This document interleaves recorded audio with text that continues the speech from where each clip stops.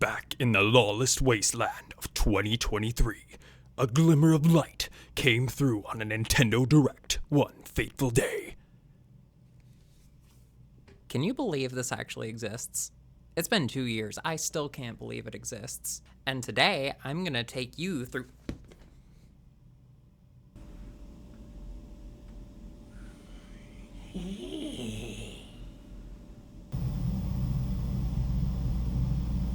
I'm sure that's nothing to worry about.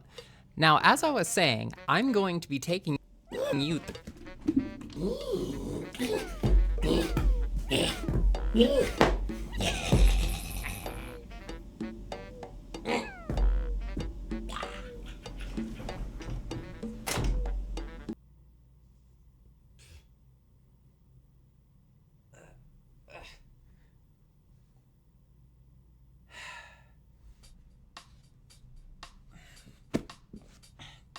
just trying to make a goddamn stupid Pikmin video.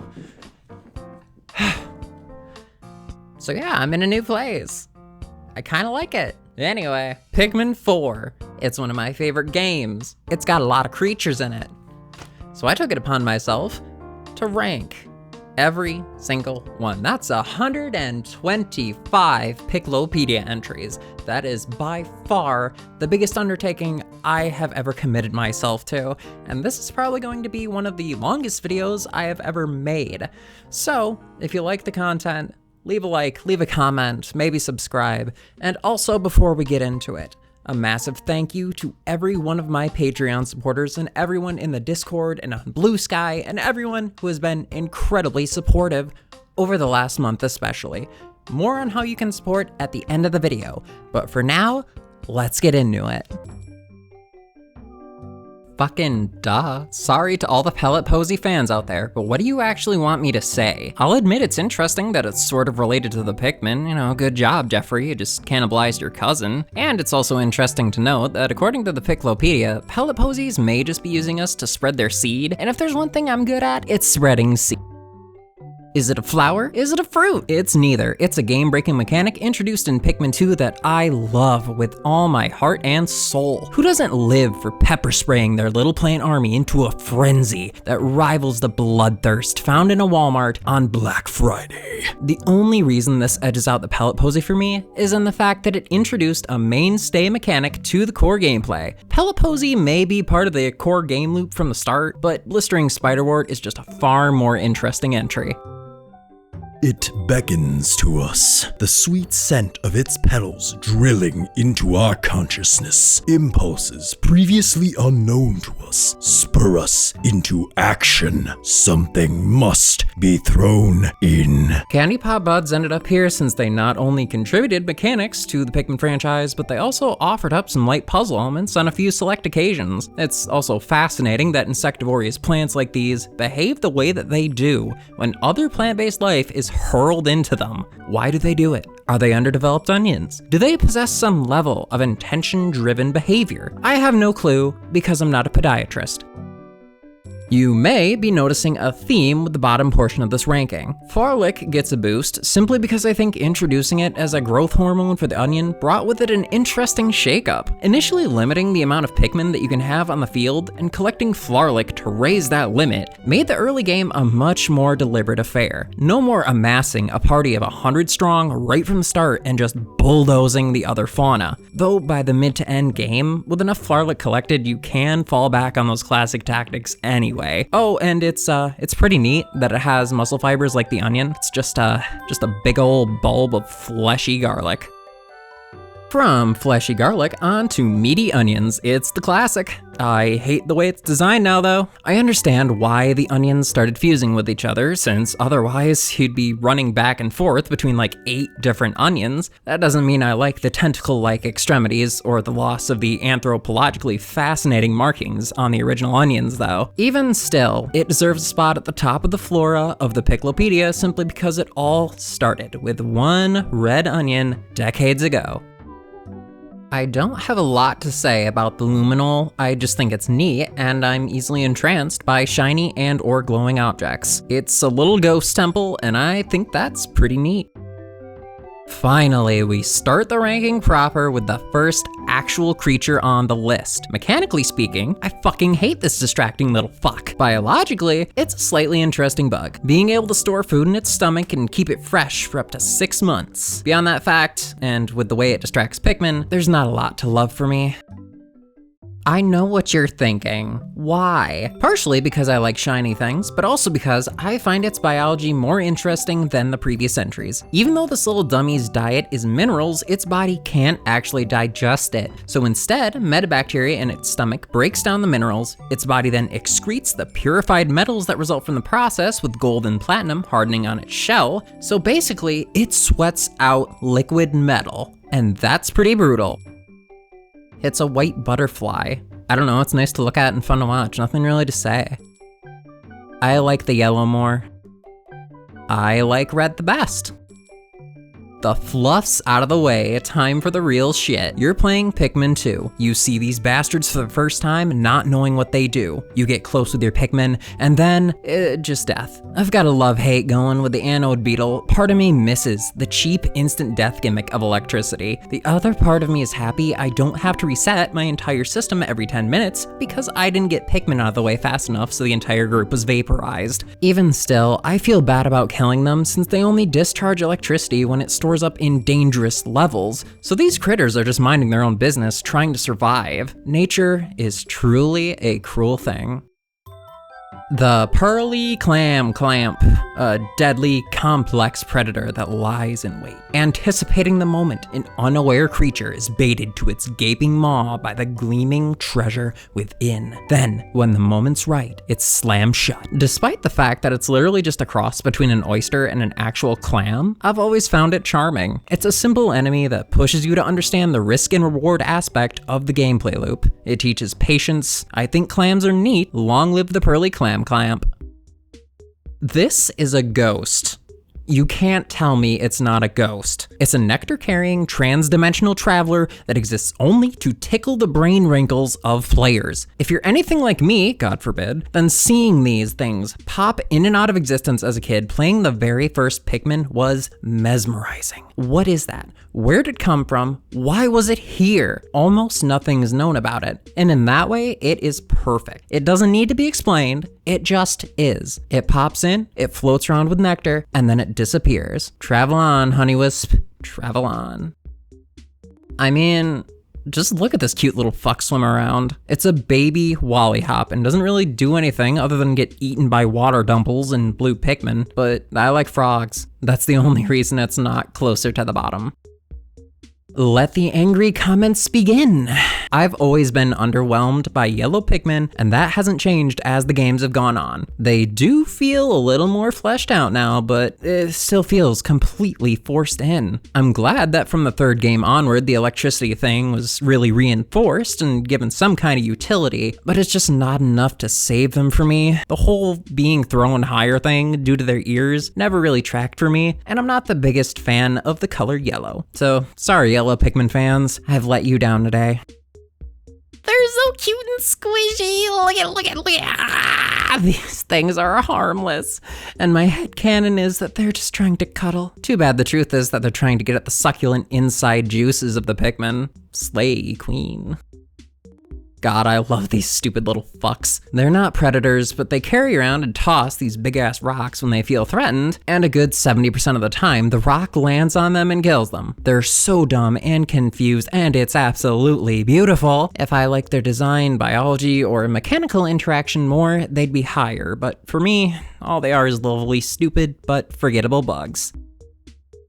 Look how they've massacred our boy. What have they done? Why? If the design and mechanics had remained from its introduction in Pikmin 2, the creeping chrysanthemum would be near the top of the list. And yet, we have this fucking thing. It's still this high on the list because 1, I'm a sucker for natural camouflage being used by predators. 2, its former glory is still alive deep in my heart. And 3, it's still fairly fun to engage with. It's nowhere near the tension of its previous incarnation, but still solid enough not to get thrown into the depths of the ranking. Hashtag justice for Cece. Mucker? I hardly know her. While I find water bugs rather fun in real life, the giant virtual variety that inflates itself with nasty-ass mud is a lot less appealing to me. Its design is pretty disgusting, honestly, with the long dangling snout and bulbous inflated dome. It's awful to look at. As an enemy, it's fun enough, but it's also nothing that unique. That's all. Skeeter? Nah, he's not here. The clean water variety of the family, Spitter Spatter, is much more appealing to me simply because it's not filled up with mud. Both the Skeeter Skate and Mucker Skate suck up their respective liquids to feed on microplankton and act as an emergency form of self-defense, and both of them scoot along the water using tiny little hairs on their feet. Both of them are lackluster enemies that I will likely forget about in 3, 2...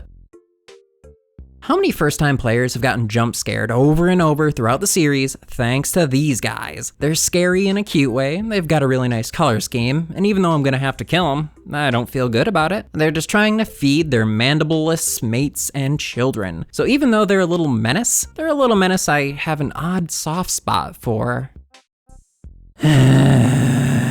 Fuck this fucking thing. Have you ever seen anything as obnoxious? It's got an abrasive and loud color scheme that disrupts the beauty of everything around it. It floats around with a foul look on its weird floppy face, and its only imperative in life is to knock over Pikmin seemingly just for fun. It doesn't do it to eat them. Apparently it blows leaves to get at the insects below, so why blow down Pikmin for fun? The puffy blowhog was seemingly designed around the concept of a living creature whose very existence is an annoyance. Its scientific name in the Piklopedia is Sus draconis. Just thought I'd lead with that. I think the entire blowhog family just likes to be a nuisance, cause I don't think this fiery fiend feeds by flaming fellow PNF 404 fauna. It just likes setting shit on fire, and that's kind of a mood. Its design is a bit bland, and it's never really a danger if you're marginally prepared, but damn it, there's some nostalgia factor going on for them. Take everything I said about the previous and apply it here. It's got a leg up on its flame-wielding family in the way that it wets the wandering wildlife without a care for its well-being. I also just like the blue and white more than the red and white, so this is entirely down to color palette for me, which will be a recurring theme. Wow. What a shocking cake. Look at this critter. It's adorable in such a Lovecraftian way that I couldn't bring myself to place it any lower. Snails are also just cute by nature, so again, my bias is shining through, but it's also really cool biologically. All the shell cakes squash prey to improve soil quality, since they feed on moss and microorganisms. They're like color-coded, slimy womps, and that makes me giggle. I like fire. I also like the design a little bit more than the shot cake, plus the fact that it uses fire on top of the creature crushing to make the soil even more fertile. So yes, this would be the top of the shell cake family if it weren't for... I like blue more than red. Some self-discovery for me today. It's mainly down to the color again, but I also find it using its freezing abilities to preserve prey when food is scarce really interesting. It's just, really cool to me. Cool. Fucking homophobic ass, sussy-eyed leaf-tailed. Do I like what Moss brings to the table as far as gameplay is concerned? Yes I do. The whole Pikminization thing is a really cool idea, and the emotional moment of Olimar having to leave Moss on the planet is really effective. I just don't trust this thing. Look at it. Look at Moss's face and tell me you trust this dog. Little shit even tries to steal your Pikmin and is immortal. And don't forget the homophobia. Oh great, they can fly now. They sure can. And I'm a sucker for these bloodthirsty bugs. Like, yeah, they're just male shearwigs with wings, but they keep things fresh. You think you know what's gonna come out at you from the ground, but then they pop into the air and swoop down at you. It's terrifying, and I like it. Colors are a lot less interesting to me though. Green on a mostly green and brown background ain't great. Yeah, my first molt was an awkward time too, little buddies. You'll get there though. This could literally be any variety of Bulborb, and the uncertainty is too much for me. They're just unpainted models, incomplete creatures, uninteresting and unremarkable, save for their habit of hiding below ground, which is done so that adult Bulborbs don't fucking eat them. They're a little eerie, but that's all they really got going in their favor for me. Frothy the Blowman. This color scheme is the peak of blowhog pigmentation. I'm a sucker for a gradient, and this gorgeous blue is just, oh, it's good. Makes me think of peppermint, and I love peppermint, so by extension, I love the snowy blowhog. Mechanically, it's just another elemental blowhog, but it's pretty, so it gets a decent placing.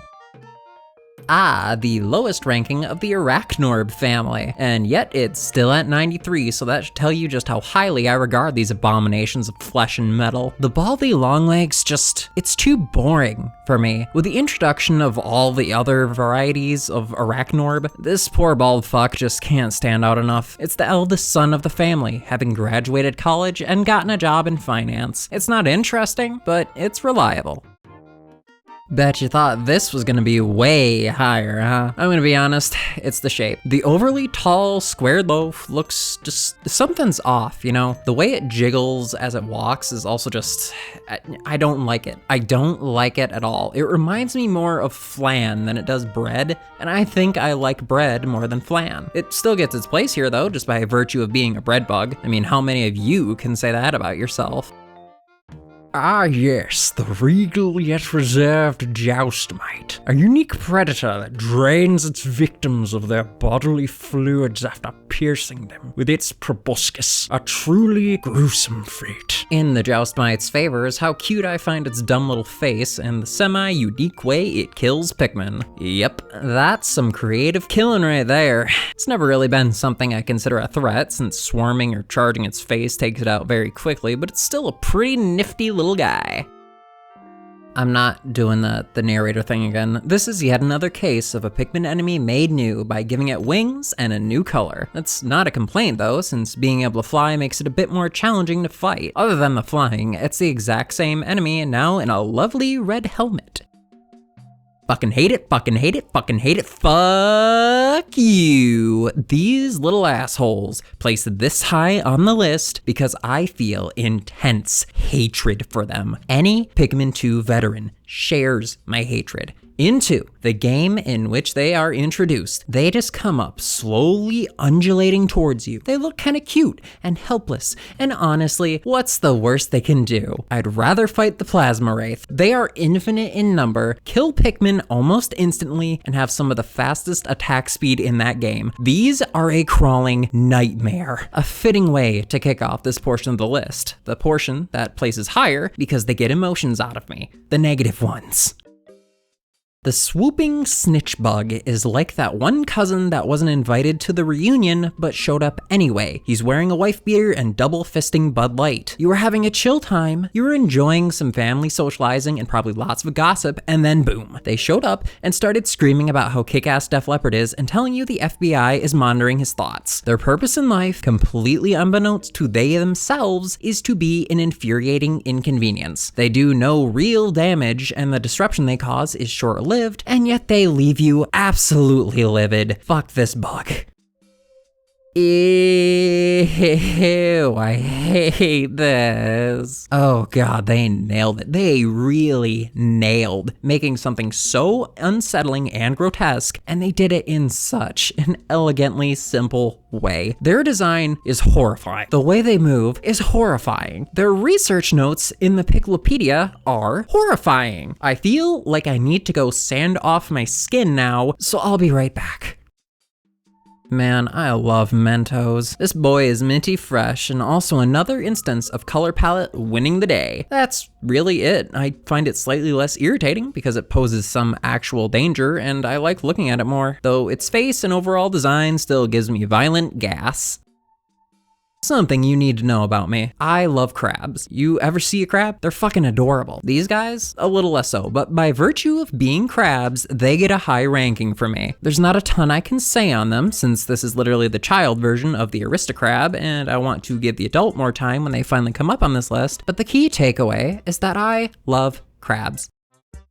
When she pucker on your blino till you blow hog, I think the real takeaway from this video is that I just love animals, cause fish, they're adorable too. Even the ugly ones. These little guys aren't ugly, but man, do they look like they have half a brain cell knocking around in that little head. Kindred spirits to me, really. You could easily argue that the puckering blino doesn't deserve to be this high on the ranking, but I don't care, they're adorable, go make your own ranking. They're sleepy, confused, and they blow bubbles when threatened. Why wouldn't I love this? This is me. Despite the fact that it's almost entirely harmless to you and your Pikmin and lacks any unique mechanics as far as combat, it's just such a lovable little blob of nothing. Waddle on, buddy.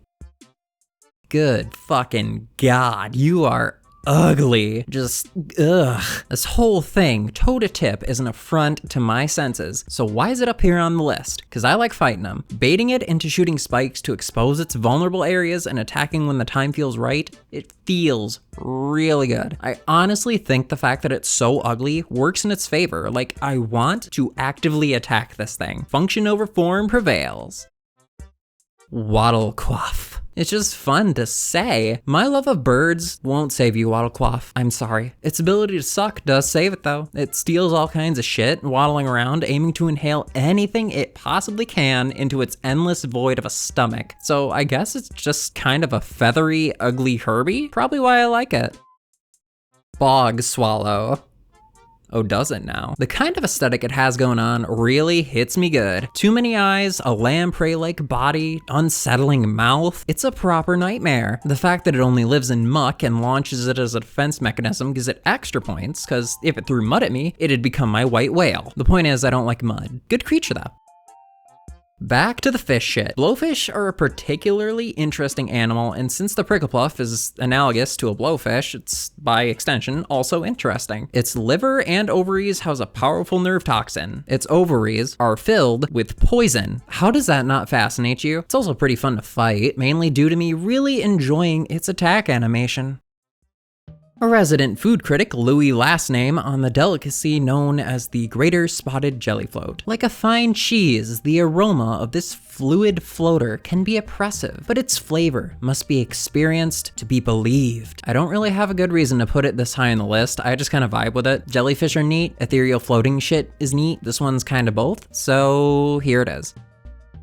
It's just cuter than the previous. As an animal lover and advocate for conservation, the fact that the lesser jellyfloat is endangered due to the invasive greater jellyfloat compels me to have it higher. Fuck you, greater spotted jellyfloat. The mushrooms make me think of Rayman 1. Isn't that enough? Its entry from Olimar is also brutal as fuck, and it's pretty fun to fight, since you have to avoid the puddles of poison it leaves behind with each attack. Even though it's a palette swap to new design Creeping Chrysanthemum, it's a lot more metal and gives me Rayman nostalgia, which puts it up here. Come on. That's a pretty sick name, right? It's literally an enlarged fiery blowhog, and that's enough for me.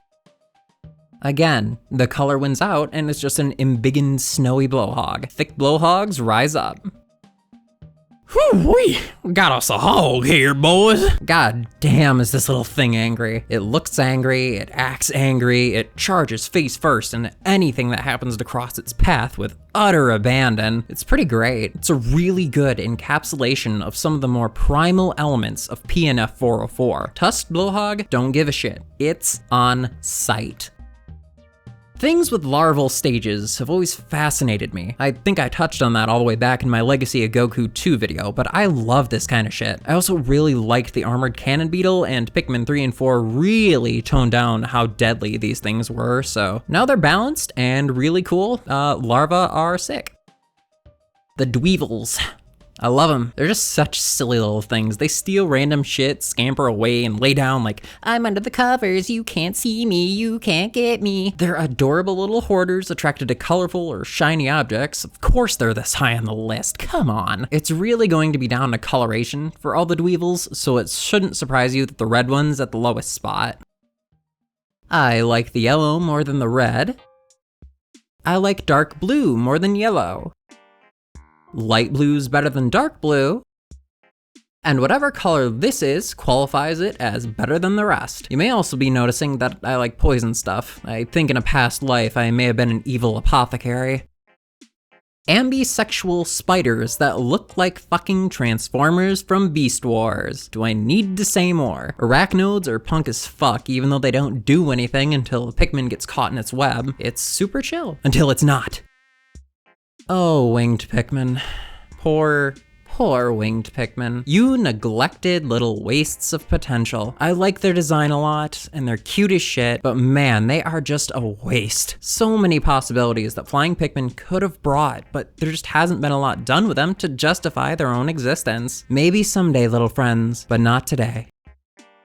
Are you tired of me talking about color palettes yet? It's just so pleasing to the eye. It's such a cool but gentle color scheme. I can look at this lovable larva all day.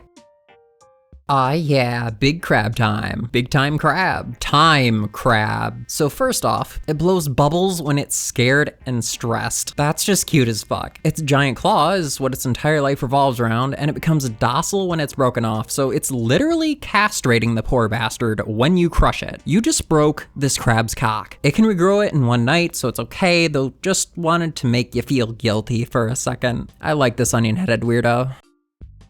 The flower-like appendage on its back is actually a gill. I want to chew on that gill. Mollusks are pretty sick. This is a mollusk with a big old flower bud-shaped gill, and its tongue can stretch out and do some Silent Hill hentai type shit. This is unrelated to the ranking, but it looks like a blob of old Pepto-Bismol. I don't know what ranging means, and I'm too tired to look it up. It's basically just a giant vacuum cleaner though. It's just kind of vibing. It's snailing around the speed of sound, sucking up anything that happens to pass under its impressive girth. Kind of like me as a child. That is a hell of a name, god damn. It looks like a slooch though, so like, yeah, it fits perfectly well. The design is simple and it's kind of hypnotic, and I like that it leaves a trail of fire as an additional hazard to navigate, and I like the way it, The moldy slooch. This one is just so sad and brutal. You know that one mind-controlling fungus that like fucking takes over snails and shit? That's what's happening to this poor creature. It's a slooch that's been fully infected and taken over by the parasitic spores of the toxstool. Literally a brain-dead corpse being used as a puppet to spread more spores for the sake of the toxstool. God damn. When I was younger, I thought that these were some kind of dog. And when I say younger, I mean until I learned its name when I was like 28. They're so awful, terrifying. All that hanging hair, probably dirty and wet and shit. And then it electrocutes itself and reveals those horrifying capybara teeth while charging at you blindly. In Pikmin 2, this was just a death sentence if you didn't have exclusively yellow Pikmin with you. It's not even close to as dangerous now, but it's a hell of an imaginative design, and I like it for that. No, it's not the armored cannon beetle. That is a separate animal. This one functions exactly the same, spitting out boulders after a good hard suck. However, these fucks can breed with the armored cannon beetle and cause fucked up little hybrids. They're invasive, and they're literally coming to steal your girl. Ah, the majestic and powerful creature like back home in the This fucker puts up a hell of a good fight and looks sparkly while doing it. It's got super suck, it sends icicles falling from the heavens, spits giant balls of snow, and there's nothing you can do to stop it. Its non-elemental counterparts can be stopped and killed pretty easily, but the Arctic cannon beetle is hell-bent on taking at least a few of your Pikmin with it.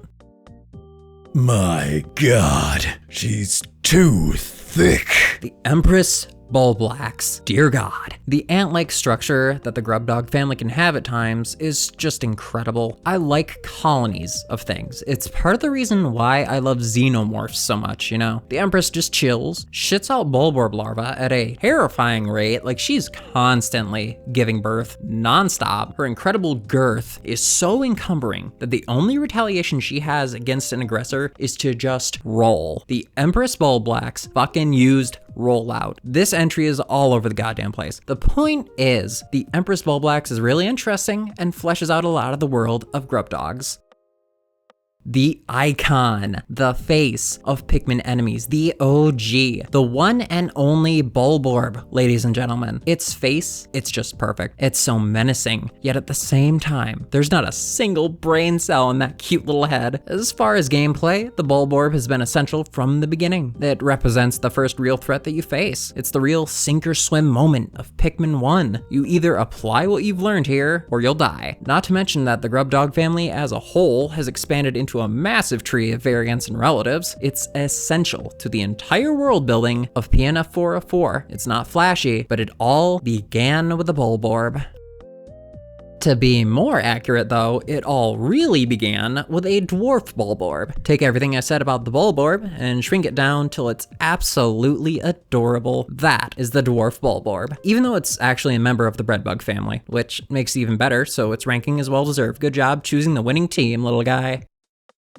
Ooh, big boy. It's bigger, it's badder, it's completely sterile, but still probably fucking your mom. It's the Jumbo Bulborb. This thing's just really cool. It gave up its ability to reproduce to be big and scary, just like me when I was 24. It's a deluxe size Bulborb, but its physiology makes it a teeny bit more interesting to me than the standard model. Why the fuck am I using a car metaphor?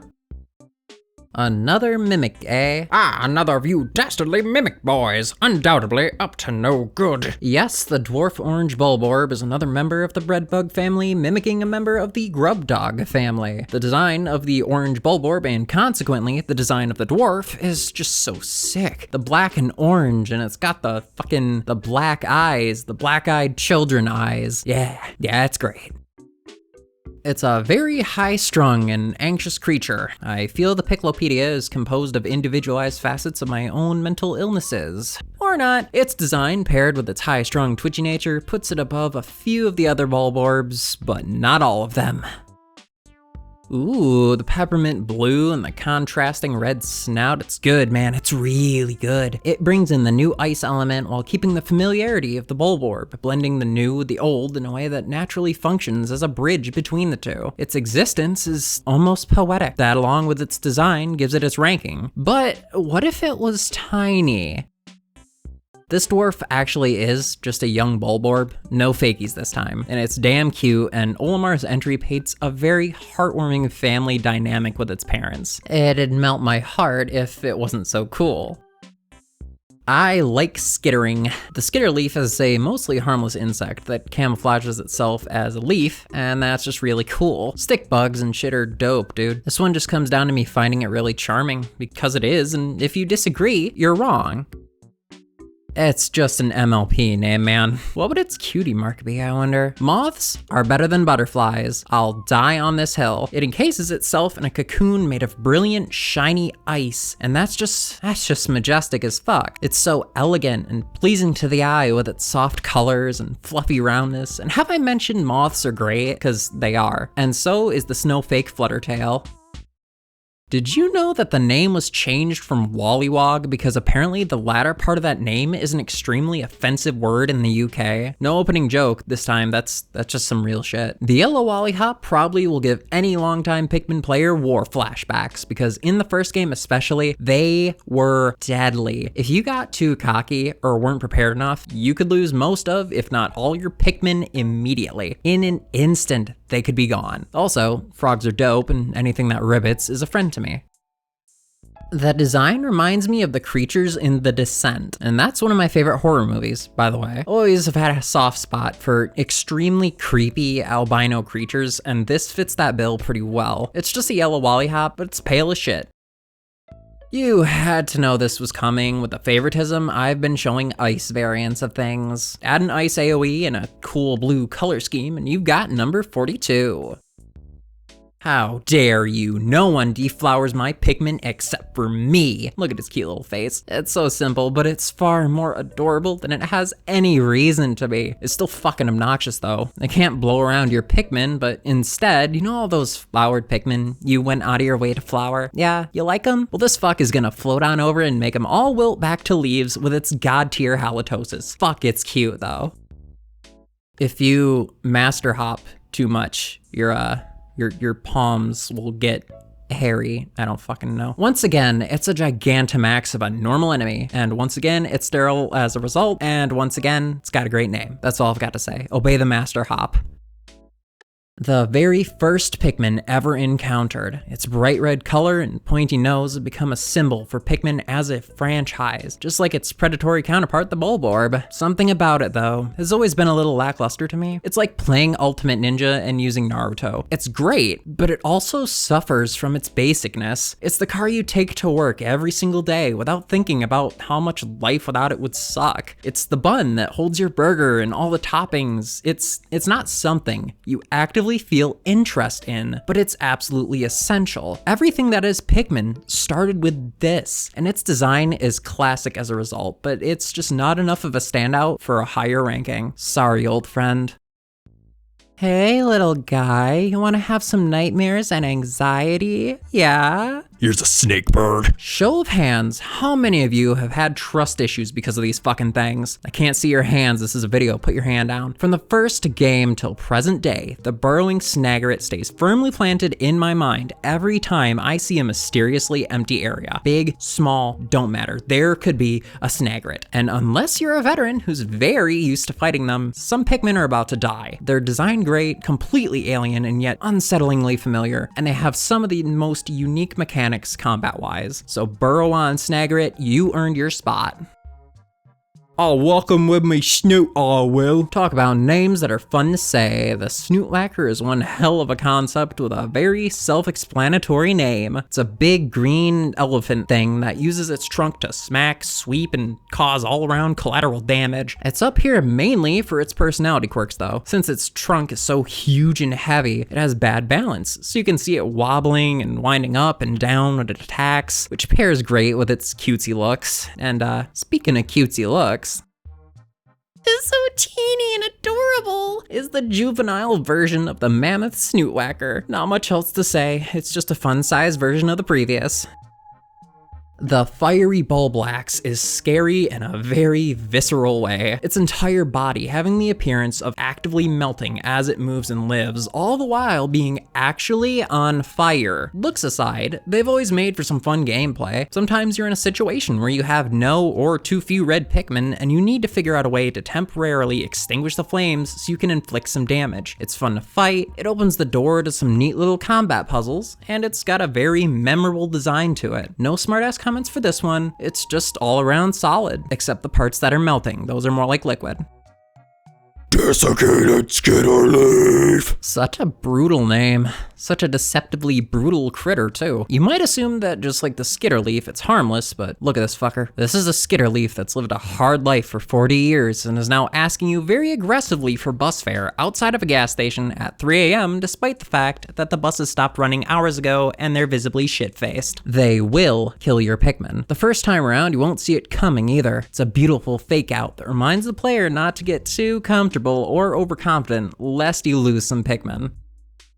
The water Bulborb. Literally, this massive mouth moist monstrosity is a member of the menacing grub dog family that manages to make itself memorable enough to secure this high ranking. At first glance, they're cute little blobs that can't possibly be that dangerous until they open their mouth to twice their own size and try to take a mouthful of Pikmin from you. They strike hard and they strike fast, and since they're almost exclusively found in water, you're fighting with blue Pikmin. Better have enough to take them all out before a tragedy strikes.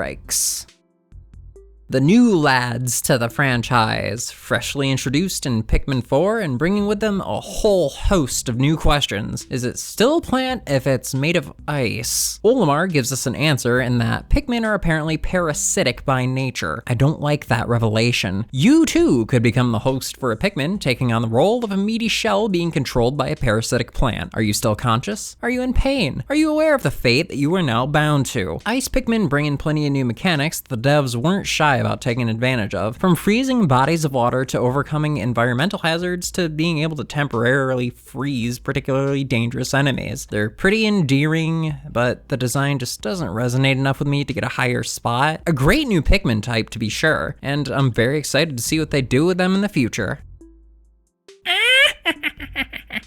Now we're getting into some shit. The Water Wraith. the cause of deep primal panic during its introduction in Pikmin 2. According to the Piklopedia, just the sight of it can cause psychological and emotional distress. It's not even certain if it's a living creature, quote unquote. Is the water wraith even real? Is it possible for a game to gaslight you into being uncertain about whether or not what you're seeing exists? What if the model itself doesn't exist in a set form and your mind is just trying its best to give you some unknowable shape given life by code, some sort of coherence? If the water wraith is what you make of it, then we all have a shared comprehension of it as a dangerous, formless, crushing presence that seems to have no motives aside from destruction for the sake of destruction. Gotta calm down from that last entry, goddamn. The blue Pikmin. Fun little dudes with adorable little mouths that just kind of hang open in a charmingly empty-headed way. And yes, I know those are gills. They swim and, Blue Pikmin are weird to talk about because their unique characteristics are both incredibly basic and massively important. There's no grandiose way to say it. They can go in water. They swim. That's the beauty of it for me too. It's something so simple and so easy to take for granted, yet it's so important that you'd be completely screwed without it. In 4 especially, Blue Pikmin are given a lot more to do and a lot more of a reason to be used, which boosts place in the ranking pretty considerably. She thick. So thick, in fact, that she can and will drop it on you and crush you to death. That's the way to go, man. I think it's fascinating that in contrast to other giant variants, this one isn't a result of biological variation. It just kept eating and growing and got super large. It's a giant and dangerous female sheer grub that loves food, and I get it. As a geologist might say, just happens. What to say about rock Pikmin? Well, they're extremely cute, they're extremely durable, they break the game a little bit more than it already was. Yeah. Their introduction did bring with it some creative mechanics, to be sure. Being able to, or required in some cases, to throw them to break certain objects or parts of a creature's body, and being impossible to crush also gives them some very specific combat utility, and the damage they deal on initial impact can be used to take out targets a bit faster. They're just something lacking here for me though, and it's why they're this high on the list, but not quite in the very top. I love these hyperactive little assholes. While real fleas are beings of pure horror, the sheer flea is much more chill vibe-wise. It's got this cute little face and a round little body, and it's just such a cute, twitchy little fuck. Having said that, it's also incredibly deadly, as one of them jumping onto a Pikmin guarantees that Pikmin is going to meet a quick end. They're deadly, they're cute, they're memorable, and I love to hate them. How can you not love them? They're tiny, fast, got them. They're even poisonous. They can do anything except be useful in a fight. White Pikmin are an interesting contrast to purple Pikmin. Since white Pikmin are damn near useless in a fight, it's made up for by the fact that they are utility. They move fast, they dig fast, they can sense things underground, they're immune to poison, and of course the final utility that they have, being sacrificed for the good of the Pikmin horde. If just one is eaten, it can do severe damage to the predator due to the extremely toxic nature of the white Pikmin. So in an absolute emergency, they can be used as a way to end the encounter. So cute, so deadly, so very Pikmin. Gildamander. I hardly know her. Do you like amphibians? I really, really do. You ever seen a real salamander? That shit's so cool. So, what if it was huge, grew sparklium nuggets from its back, and was capable of mass hypnosis? Though it's not a massive threat as far as combat, this big old thing is just fun. Like, look at those eyes. Those are the eyes of a pure and wonderfully airheaded beastie. I wonder what could make it better. You already know. Make it tiny. It's the child version of the Gildamander and can't quite use mind control yet. Moving on. The Thickman.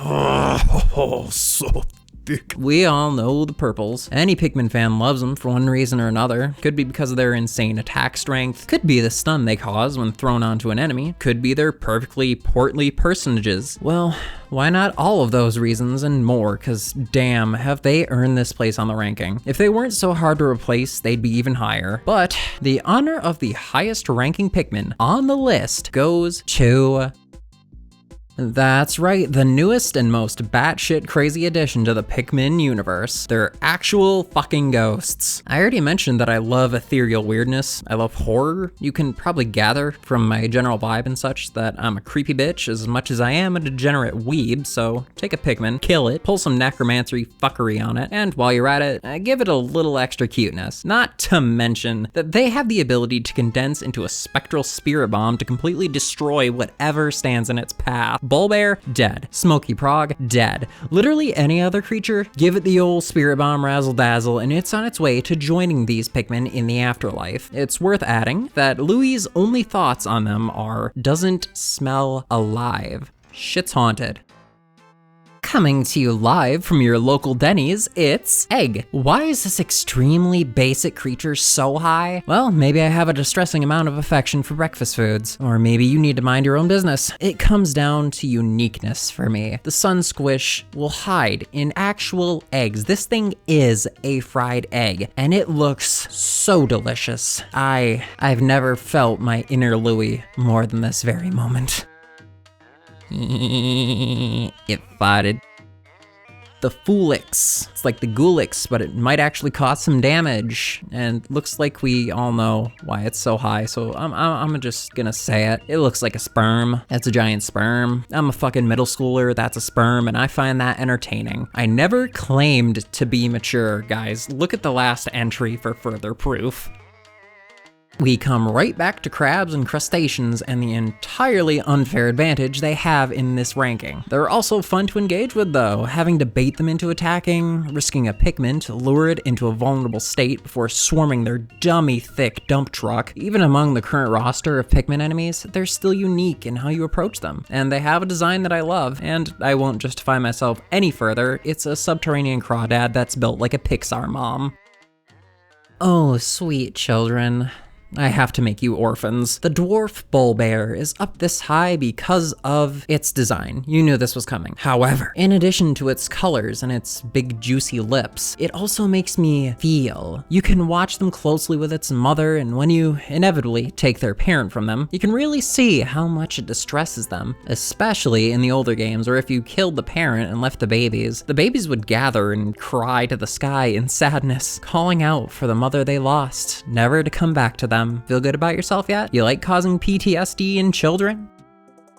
To quote myself, got them lips though. That still remains true. They do got them lips though. They also exhibit unusual behavior from other Pikmin creatures in that they patrol a set path in a set area. They have a specific patrol route through what they consider their territory, which sets them apart from the other Pikmin enemies, which either stay fixed in one place or small area or just wander aimlessly. It's a great mother too, keeping her baby safe until they're big enough to fend for themselves. And you know, got them lips though.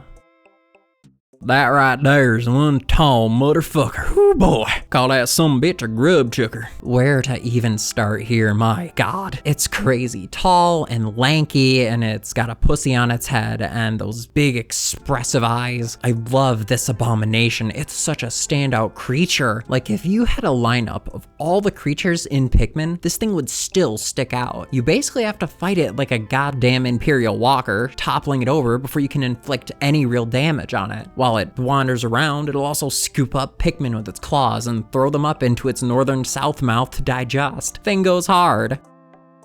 This is here for one reason and one reason only. It reminds me of a Tonberry. That's literally it. This is a feral de-evolved Tonberry. Live in fear.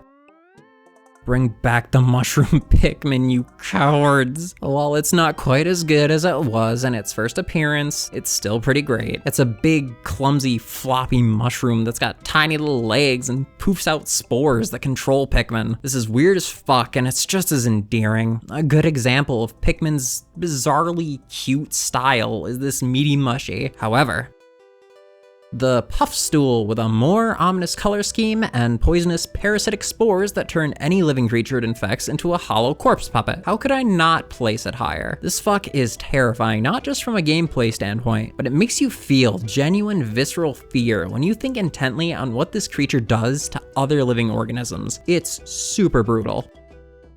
The retcon comes for us all. So apparently, as of 4, what we fought in the first game was actually not an Emperor Bulblax. These are Emperor Bulblax. They look almost exactly the same and behave roughly the same, but they're smaller. I'll save the in-depth look at the behavior for the next entry though, because the true king, the peak of the grub dog family. This is what you fought at the end of Pikmin 1. It's a giant slobbery maw. It's a massive adhesive coated tongue that can slurp up hordes of Pikmin at once. It can leap impossibly high and come crashing down all of its weight to completely flatten anything underneath it. This is the pinnacle of the grub dogs, and it's not shy about showing why. It's a lot less intimidating than its first game counterpart, but damn is it still really cool. The top 10 is here. Get ready, because we starting with some tongue. Oh yeah, baby. Anteaters are really cool critters. You can't possibly disagree with that, right? So let's turn that sumbitch into a bulborb and call it a day. It's got a little snoot, a sticky prehensile tongue that would fit right into a hentai ranking video. That's not a bad Patreon idea. Hold on. Anyway, conscious but no longer in control. You are you, or are you? You watch helplessly as your body moves towards a goal that you have no desire for, tasting as your body eats, feeling as it takes steps forward, hearing the sounds your body is making despite you not making them. Your body is no longer yours, but you can't die until the organism that has taken over decides that it's time. The moldy dwarf bulborb is absolutely an existentially horrifying concept that I adore. Its design, I adore. Everything about this monstrosity is right up my alley, and its spot reflects that. So when you go to bed tonight, pray that you'll still be you when you wake up. The head crustacean in charge. Those are the eyes of a fellow creature tortured by insomnia, and I feel its pain. We're two of a kind, both hiding in our holes, protected by a shell that we've developed, a state of being that's distanced itself from pain, and yet life will find a way through to the raw nerve endings no matter what. It's an imposing enemy that commands attention with its demented gaze, and my love for crustaceans has now reached its apex. You wanna sleep tonight? Yeah? Sound good? Well, you do that, and don't worry about the unknowable horrors that stalk the darkness. The smoky prog making its grand return, except it's not that grand at all anymore. The smoky prog in the first game was both a reward and a punishment for efficient playing. An optional boss that really was a test of your abilities. It hatches and makes a break for your home base, killing any Pikmin that even touches it instantly. Its entire body, save for its face, was instant death with no exceptions, and it had the health and tactics to make the fight an intense one, even if you fought it before. It felt like it was a big deal. Seeing the smoky prog again is amazing and all, and yet that impact is gone. It's now a regular nighttime enemy, and with the power of glow Pikmin, it's hardly a threat at all. While playing, I found myself just saying, oh great, another smoky prog, instead of, okay, I can do this, I can do this. So while it's still a favorite, it's not as good as it once was. Despite it sitting at number 6, I really don't have much to say about it. It's so cute. It's so fucking adorable. Objectively, it has absolutely no right to be in the top 10, much less at number 6, but I love it so much, so here we are. Kicking off the final 5 is the one, the only, the original channel meme, the bread bug. This little thief has waddled its way into the hearts of so many fans, and with good reason. They just waddle around, minding their business, until they see something shiny or tasty, at which point they start to drag it back to their nest. It's ridiculous how charming this thing is, how simple it is, how incredibly stupid it is conceptually. Like there's no reason this should have worked, but it did. What do we do for a new enemy design? Bread. A loaf of bread. And then it actually happened. I want to see the pitch for this. Get ready, Raven, we're entering the silent line. It's just a fucking biomechanical spider with a fucking gun. There's no gimmick to it or twist, it's literally just a fucking war machine. It opens up, a goddamn turret drops down, it takes aim, and fires actual fucking bullets at you. This is war now. It's so ridiculous and unnecessary that it's incredibly beautiful. There was no rational reason to create this thing other than the designer wanting to. They watched a mecha anime and thought, Yeah, not to mention, the fucking Madman Louie found a way to eat this thing. We jumped the shark straight into a whale's mouth here. The third and fourth ranking on this list are literally just based on them being so out of pocket that they swing back around to making perfect sense. The Groovy Long Legs is a walking rave that stomps around in time with the music it plays, creating this bizarre diegetic music that contrasts so hard against the otherwise ambient soundtrack of Pikmin 4. It literally hypnotizes Pikmin with its music just to crush them for seemingly no reason. It's just doing what it does, and it's doing it so well that I can't even be mad at it.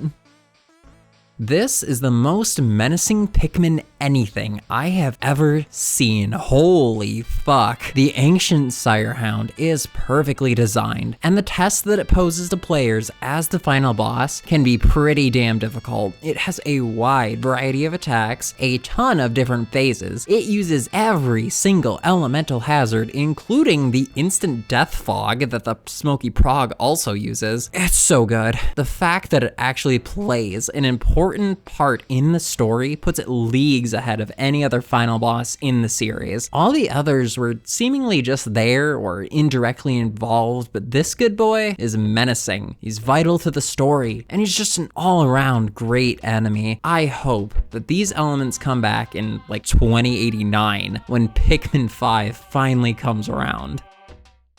Now then, here we are, number 1. If you've been keeping obsessive track, you know what's sitting here. Sitting here, watching beautiful flowers bloom, uninterested in violence or the brutal struggle of the rest of PNF 404. Number 1, the Mamuta. Since its introduction all the way back in Pikmin 1 as an optional boss alongside the Gulix, this mysterious thing has raised so many questions. It stands out tremendously in its completely peaceful and docile demeanor. It has no interest at all in eating, killing, crushing, or even harming Pikmin, with the only thing it does when encountering them is replanting them using its single giant arm, and then it just sits. It sits peacefully and admires the Pikmin sprouts. They sway in the wind. The original onions even had markings that were similar to the ones that the Mamuta bears on its arm, which further raised questions about it. Adding even more mystery to it is the fact that the Smoky Prog has been confirmed to canonically be a malformed or incomplete Mamuta, with its incomplete form doing nothing but spreading death while maintaining its fixation with Pikmin and their onions. What further secrets do these gentle giants hold? How much lore will Nintendo ever be willing to give us about these beasts? I can only hope that someday, before I die, I'll learn the truth about my favorite creature in the entirety of Pikmin 4. God, this has been by far the biggest undertaking I've set myself on. Before I throw it back to real life me for the final list reading, it's time to give a massive thank you to my Patreon supporters. And if you'd like to support, the links are in the description. Soon I'll be putting up videos and art that's wholly inappropriate for YouTube, doing Q&As and all sorts of other stuff that I'm still kind of figuring out. You can also join the Discord where we talk nonsense and sometimes have game nights. Now, take it away, me. Well, you made it through the whole video, so if you're still here, I'm gonna read off the final ranking. Pellet Posy, Burgeoning Spiderwort, Candy Pop Bud, Flarlick, Onions, Luminol, Iridescent Flint Beetle, Iridescent Glint Beetle, White Spectralid, Yellow Spectralid, Red Spectralid, Anode Beetle, Pearly Clam Clamp, Honeywisp, Walpole, Yellow Pikmin, Female Sheargrub, Scutterchuck, Creeping Chrysanthemum, Muckerskate, Skeeterskate, Male Sheargrub, Puffy Blowhog, Fiery Blowhog, Watery Blowhog, Shotcake, Scorch Cake, Freeze Cake, Moss, Shearwig, Albino Dwarf Bulborb, Snowy Blowhog, Baldy Longlegs, Giant Breadbug, Joustmite, Flighty Joustmite, Bulborb Larva, Swooping Snitchbug, Mitite, Icy blowhog, aristocrab offspring, puckering blino, wattlepuss, porquillion, wattlequaff, bog swallow, pricklepuff, greater spotted jellyfloat, lesser spotted jellyfloat, startlespore, titan blowhog, blizzarding blowhog, tusked blowhog, armored cannon larva, fire dweevil, arctic dweevil, fire dweevil, anode dweevil, hydro dweevil, ice-blown dweevil, venom dweevil, arachnode, winged Pikmin, arctic cannon larva, peckish aristocrab, toady bloister, bloomcap bloister, pyroclasmic slooch, moldy slooch, bearded amprat. Next page here. Arctic cannon beetle, horned cannon beetle, empress bulblax, bulborb, dwarf bulborb, jumbo bulborb, dwarf orange bulborb, frosty bulborb, dwarf frosty bulborb, skitterleaf, snowfake fluttertail, yellow wallyhop, chillyhop, withering blowhog, masterhop, red Pikmin, burrowing snagret, snoot whacker, miniature snoot whacker, fiery bulblax, the desiccated skitterleaf, water dumple, ice Pikmin, the water wraith, blue Pikmin, mama sheargrub, rock Pikmin, sheer flea, white Pikmin, Gildamander, Gildamanwee, purple Pikmin, glow Pikmin, sun squish, doodlebug, the Foolix, hermit crawmad, dwarf bulbear, spotty bulbear, grub chucker, crusted rumpup,